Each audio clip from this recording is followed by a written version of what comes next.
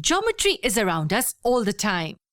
It's so intricately involved in our day-to-day life that we don't even notice it. How, you may ask? Imagine that we're walking in a straight line for 1 kilometer. After that, we turn left and walk 1 kilometer in this direction.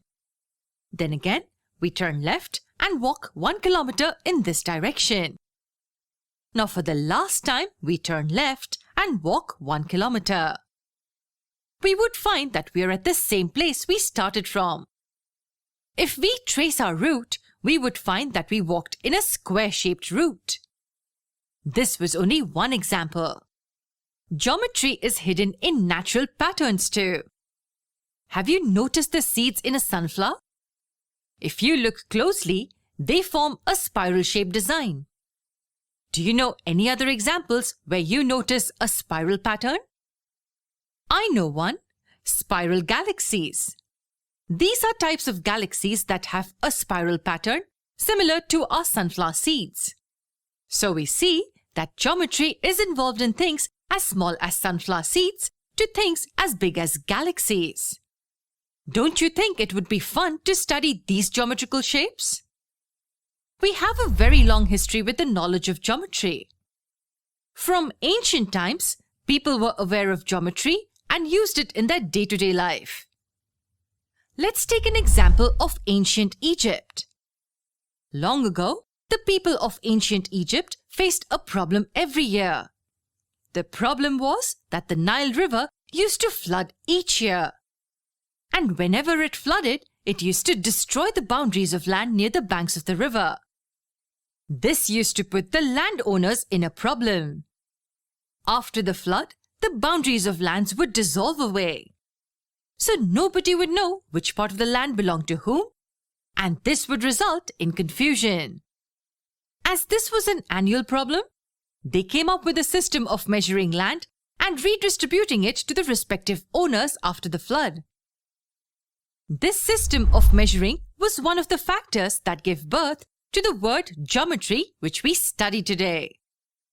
The Indus Valley civilization around the year 3000 BCE also made use of geometry.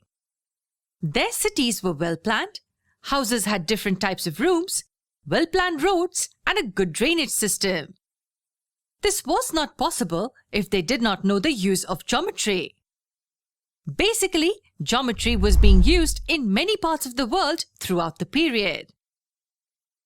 The word geometry itself comes from the combination of Greek words geo meaning land or earth and metrein meaning measurement. So geometry means the measurement of earth. The geometry we study on paper today was actually conceived as a solution for day-to-day problems in the ancient world. The ancient Egyptians also used geometry in construction, designing granaries, and making the pyramids.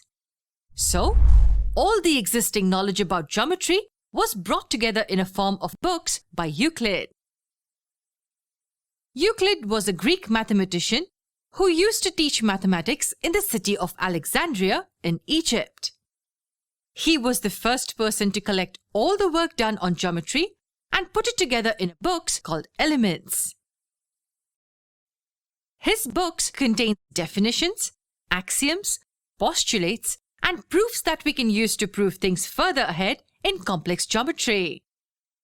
We will try to cover some important definitions, axioms, and postulates from his books that will help us in solving and proving theorems to make our understanding of geometry clearer. So in the next lesson, we will learn about some of the basic definitions in geometry that Euclid put in his book named Elements.